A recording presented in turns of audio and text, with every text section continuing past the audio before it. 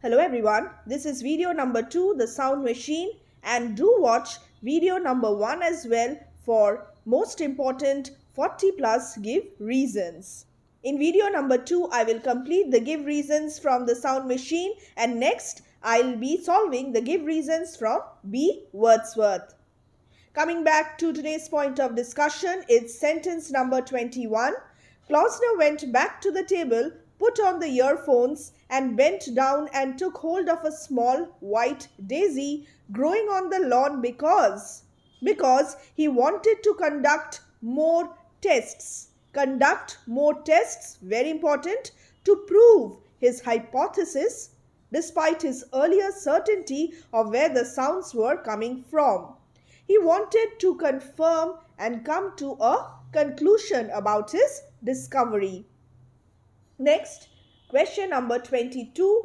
Klausner took a second daisy and again took it between thumb and forefinger and slowly pulled it upward and sideways until the stem broke because from the moment that he started pulling the first daisy to the moment when the stem broke, he distinctly heard in the earphones a faint high-pitched cry. And therefore, he took a second daisy and again did it. Again put it between his thumb and forefinger and slowly pulled it until the stem broke. The same reason once again, he wanted to confirm his hypothesis and draw a conclusion about his discovery. Next, question number 23. Klausner carefully picked up the black box from the table, carried it into the shed and put it on the workbench because it was getting dark. Getting dark is important. And he could see pricks of light shining in the windows of the houses around him. 24. The next morning, Klausner was up as soon as it was light, dressed and went straight to the shed because he was in a hurry. And why? What was the reason? Because he wanted to bring his machine to a nearby park as quickly as possible to test the sound machine once again. This time on an even bigger plant, showing his obsession. Therefore, he was in such haste. He woke up early in the morning. It was 6 in the morning and he came to the park. And after this, he would place the sound machine under a beech tree. Let's read sentence number 25 now. Klausner picked up the axe, took a stance with his legs wide apart because he was hopeful of testing his hypothesis by hearing a sound emitted by the beech tree, and swung the axe as hard as he could at the base of the tree trunk. The same point again and again, but you will have to frame the reasons according to the questions given. There will be subtle differences in the way you answer different questions. Now, 26. With his fingers, Klausner touched the gash the axe made in the wood because, touching the edges of the gash, he was trying to press them together to close the wound, number 1, and he was filled with empathy. Number 2, he was feeling sorry for hurting the tree. And he was trying to press the wound together. He was trying to close the wound, the gashes together. So this is the specific reason. 2 points. Close the wound, number 1, and number 2, filled with empathy. Short, crisp, to the point reasons, and that too in your own words. Klausner caresses the wound, takes care of the wound the axe made, and whispers apologies to the tree because he was really sorry, because he appears to be overcome with genuine empathy. Very important. An emotion for what he has done, hurting the tree, and assures it that the wound would heal. It will be fine. It will heal fine. Next, Klausner begged Dr. Scott to come over to the park quickly because he wanted the doctor to hear the sob like sound Klausner had just heard, signifying the depths of his need for someone else to help shoulder the weight of what he had uncovered. He had discovered something. According to him, he had discovered something and he wanted someone else to testify to this, to be a witness and to confirm that he was thinking in the right direction.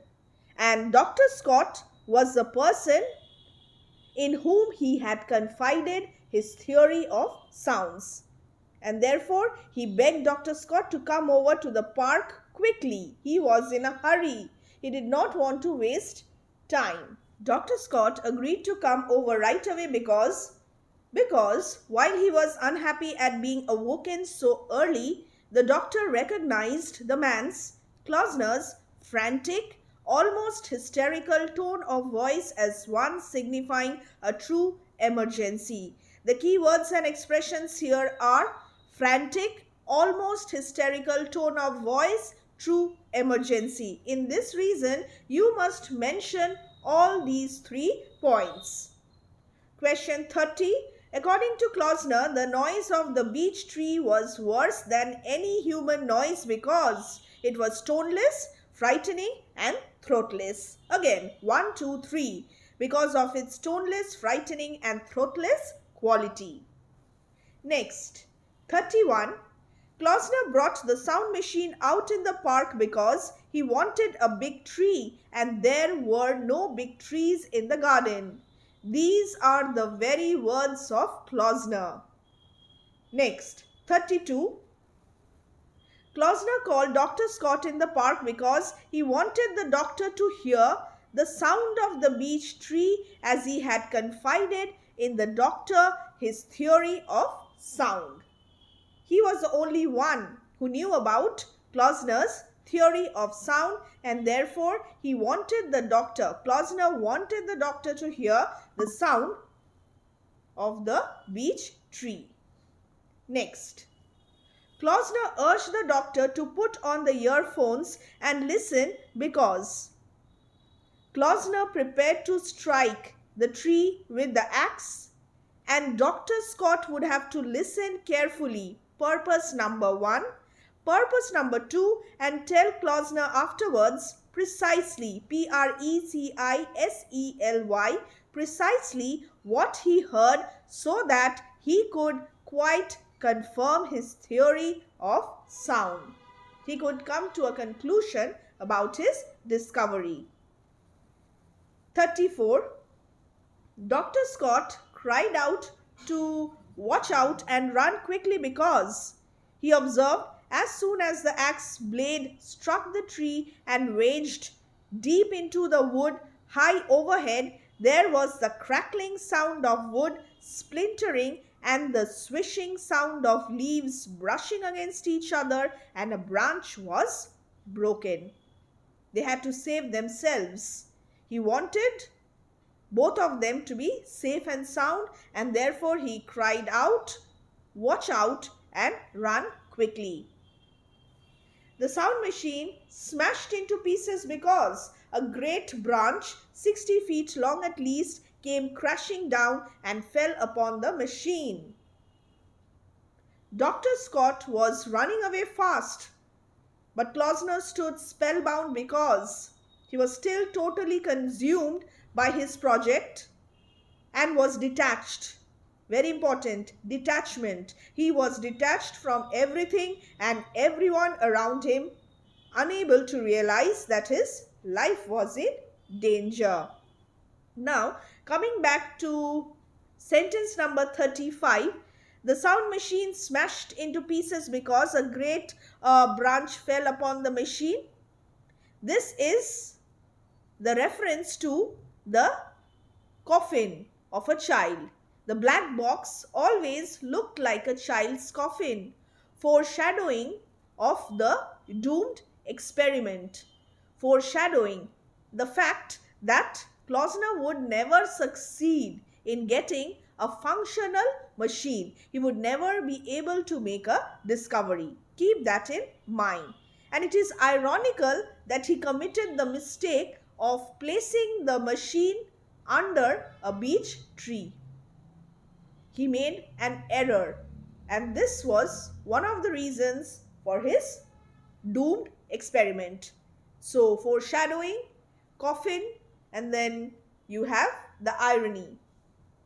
Next, 37. Dr. Scott was still out of breath because he had to run away fast to save himself from the falling great beech branch, and also very excited to have escaped from danger so narrowly. It was a narrow save, and he had to run, and therefore he was still breathless, panting for breath. Next, Klausner was growing increasingly aggressive, pressurizing Dr. Scott into admitting that he heard the trees cry because, without the benefit of a concrete sound opinion and a functional machine, Klausner had no way of verifying his discovery. How would he come to a conclusion? Who would give testimony to the fact that indeed he had made a true discovery? So it was Dr. Scott, and he was relying on the opinion, on the sound opinion of Dr. Scott. But Dr. Scott had to run away in order to save himself, and he was of no help. And Klausner was growing increasingly aggressive, and he was completely lost. He just wanted to verify his discovery, and ironically again, there was no way to do it. Dr. Scott was unsure about what he heard because he had to pull off the earphones only a second after the axe struck the tree, and therefore is his inability to help Klausner. And the second last, Dr. Scott agreed to paint the cuts of the beech tree because he was afraid, as he saw Klausner's hands tightening on the handle of the axe, and he would not be able to run away from there fast. So reason number 1, afraid. And reason number 2, his only alternative was to run away from there. But he was unable, but he knew that he would not be able to run away from there fast. Next, Roald Dahl portrays Klausner as a diligent scientific mind in the beginning and then an obsessed man towards the end of the story, because here he spins a cautionary tale.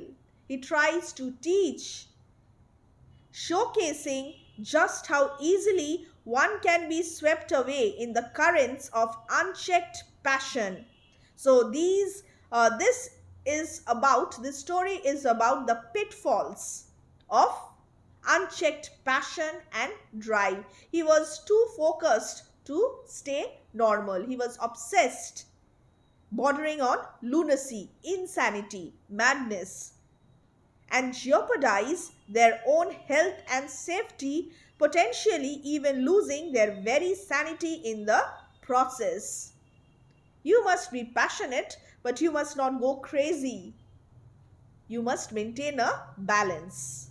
And therefore, Klausner in the beginning has been portrayed as a very meticulous person with a scientific bent of mind, preoccupied in his experiment. But as the story progresses, he turns out to be quite obsessed, and so obsessed that he was bordering on madness or insanity. So dear students, these are the give reasons, and subscribe to our channel for more of such content.